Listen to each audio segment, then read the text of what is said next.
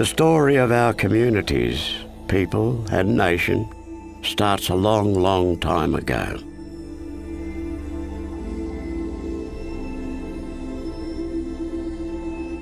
More than 60,000 years, in fact.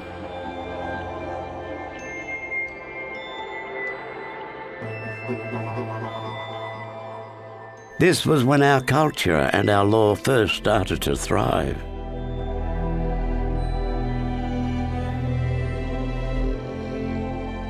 We knew who we were and where we belonged. We took care of each other, our land and our waters.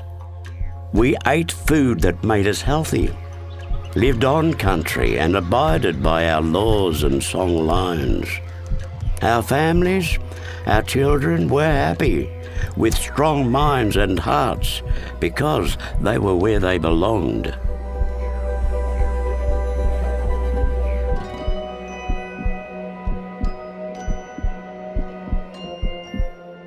But then, everything changed.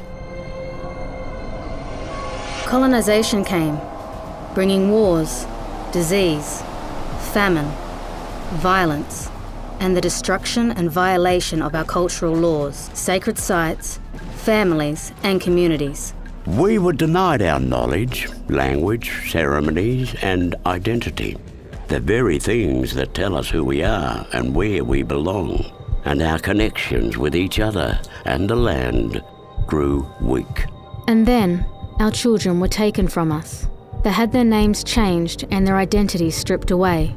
They were told that Aboriginal people were bad. Worse still, they were told that their parents and grandparents did not want them. For years this happened, and those children became known as the stolen generations. Our children were denied love and experienced physical, emotional, and sexual abuse.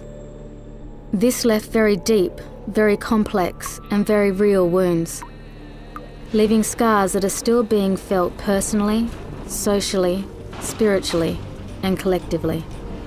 In the time when our story started, we were able to parent in the cultural way that has seen our families survive and thrive for generations. Our people were strong, and our culture flowed and healed us in times of hurt. But since the trauma of colonization and the stolen generations, we have not been able to heal in the same way. And we have unknowingly passed this trauma on to our children through sharing our sad stories and having them witness and experience our pain. This is known as intergenerational trauma, and we see symptoms today in broken relationships, disconnected families, violence, suicide, and drug and alcohol abuse. But this is not where our story ends. We still have strong minds and hearts, and we still know who we were and where we belong. By creating safe and strong communities together, supporting our families to be free from pain, returning to our culture and building a strength of identity, we can stop the cycle of trauma and bring about positive intergenerational change so that we can continue to thrive for the next 60,000 years. There are simple things that we can all do to help heal our trauma. Visit healingfoundation.org.au to find out more.